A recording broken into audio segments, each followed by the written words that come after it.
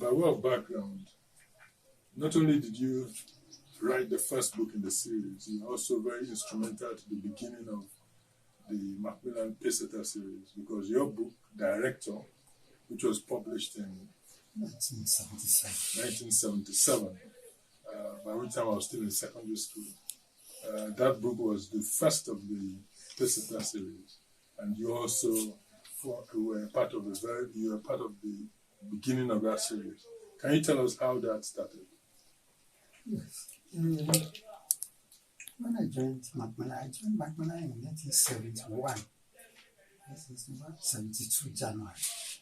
And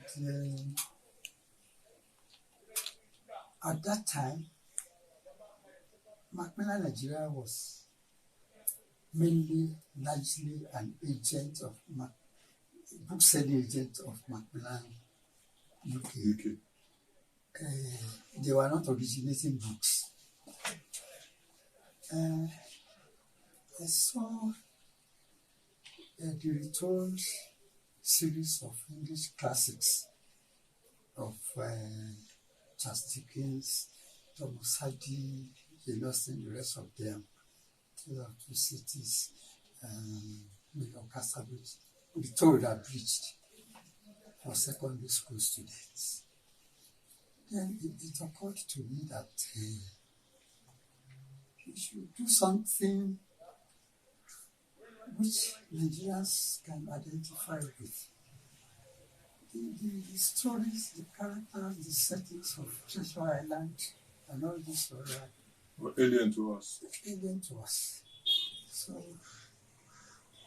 I started mentioning this to an first colleague who was the head of publishing at the Pacesetters. And they kept on telling me, we're educational publishers. We are not like publishers of Blighty and so on and so forth. Okay.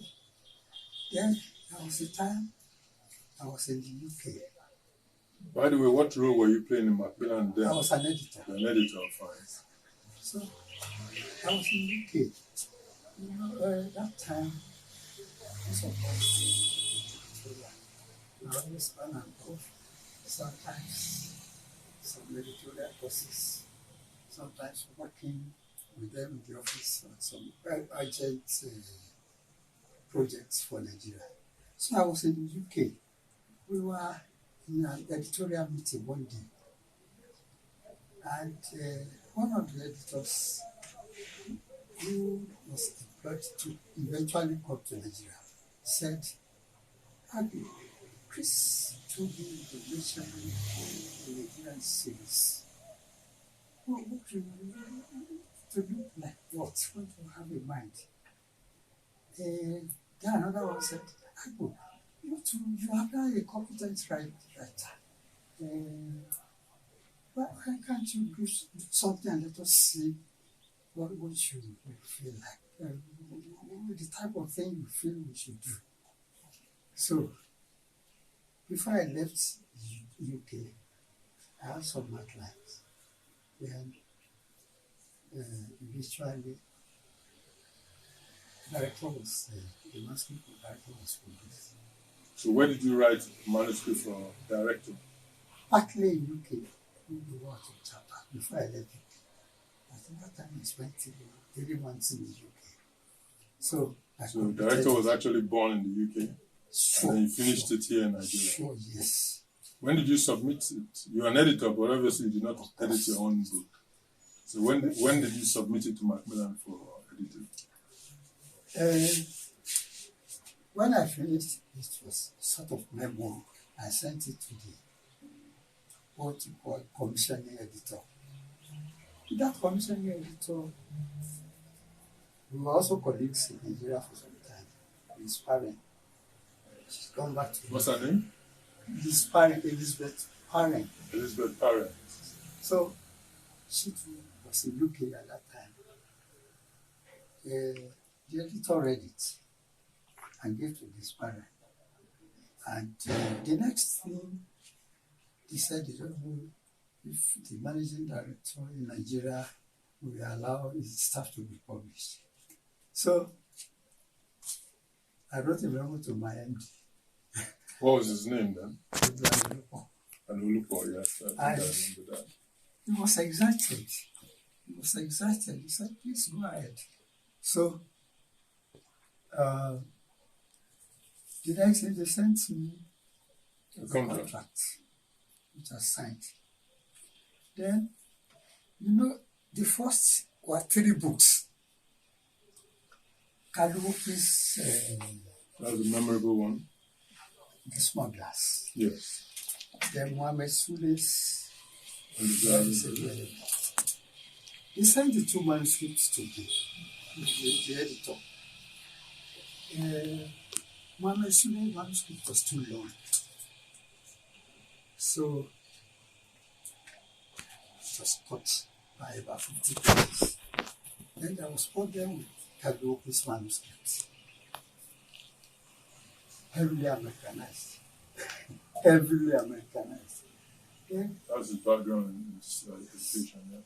then the editor, the lady read the manuscript, said, thrilling, fine, but she was afraid many Nigerians might not understand some of the American usages. That's the report the editor wrote to his senior, his parent.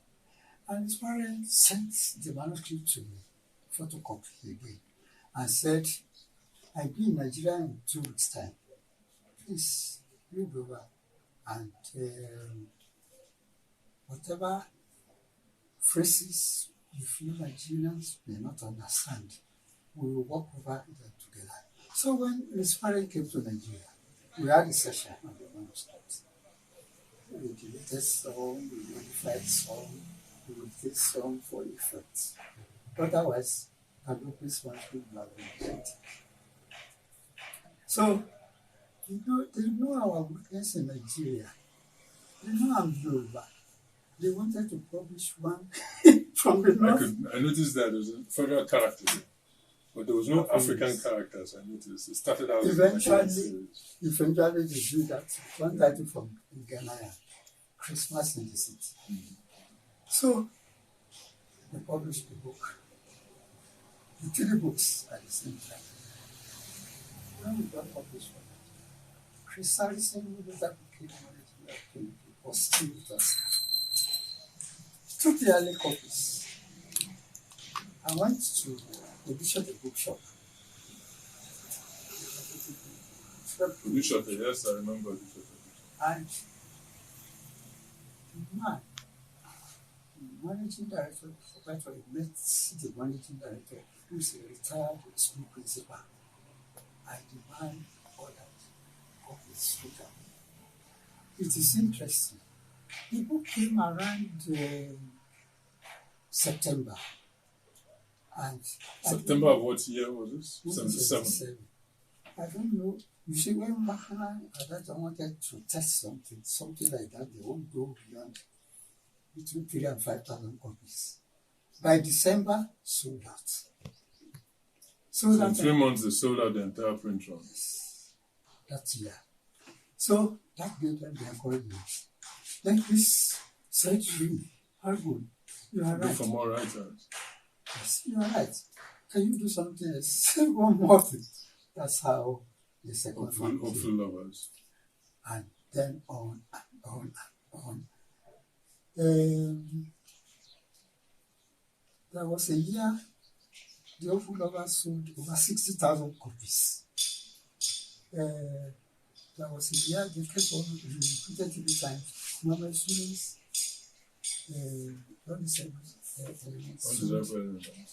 over 80,000 copies. What's over 80,000 copies? And on and on and on. Some teachers, some secondary school teachers, sometimes when they visited us in Macmillan, they will say they want to meet, they want to know Areo. Then they will go and one teacher said, look, I've come to fight you. I said, why am I now? He said, when we are teaching students in class, instead they're reading your book. They are reading Pacesetters. Then we were laughing. That's good and so then more and more are coming. I must admit that later they were not sending the manuscript to me for my opinion. Some were not all that true at the beginning. So originally you were working like an overall series editor. Is that your role? No, not really. You see, when they are not sure, send the manuscript. You're like a reader to them at the institute. Yes. But that time we have 400 people. Anything I do for Macmillan UK, they will pay me in pounds sterling, pay into my account in UK. All those things, they were paying me. So, that's actually envy for myself. So, that's how the titles were increasing. So when did you leave Macmillan? At that time, roughly how many books were in the stable? By that time, they had about 80 Pacesetters. They are extended to what else to Ghana, a few East Africans, authors. You see, that was one interesting thing to me.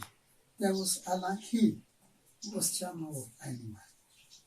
Alan Hill came to Nigeria to visit Animal with his wife before a meeting. Then, with the wife, they came to Macmillan and said they wanted to meet Agbo Areo.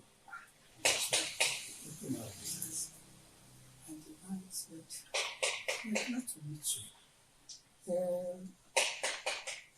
We are just from East Africa, from Ghana. Every bookshop we visit, they keep pressing us for the Pacesetters. But we tell them we are Animal Writers Series." Yeah, there was that crossover. And we went to UK to find out from Macmillan, how did you get this idea? And they said, it's the idea of one of the authors in Nigeria, one of the editors in Nigeria, Agbo Areo. So they felt it should really, now that they're in Nigeria, they should be too. That's a good job, actually. It's a company. That's a lot of people you see, Kanu eventually wrote a book which was about Pacesetters. Which was Macmillan books. The Alpha Testament. They wanted to publish it. Of course, he writes well. Since he had to. I think he has up to 6 or 7 Pacesetters. Yes, I quite a lot. I'm not sure if it was up to 7 or 6, I think. But he then knew that he had to write for Nigerians, not for Americans. And for some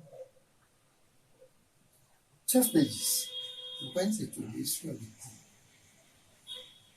One-sided. Obviously one-sided. And UK said they were not sure to publish it. My opinion. Then I read it, I said, I think pages so to so will be expunged. If he agrees, I think you can go ahead. Did he agree to the expunging those sections?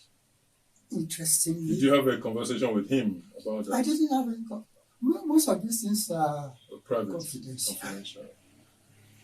Interestingly, that the Alpha Testament was a set book for East African Examinations Council for 5 years. I remember that my first book was, I actually sent you that manuscript and you recommended it for the series, which was how it was published in 1983. Those early copies were, the manuscripts were always sent to for second advice because they were in new area. And African Writers Series is different. The authors of African Writers Series were writing for undergraduates. Much older. Yeah. So this was like a first entry into the young adults series. I remember Professor Emmanuel. He was in Canada University. He came to by the one guy in the office. He was brought to my office and he said, Mr. Areo, something is interesting. When I was at Agbo in Koko teaching, we prescribed African Writers Series titles to the students. The students seem not to understand. But you see all of them carrying Pacesetters around. Now, I've come to select some Pacesetters. Please recommend. If there are people to start them from there, please start them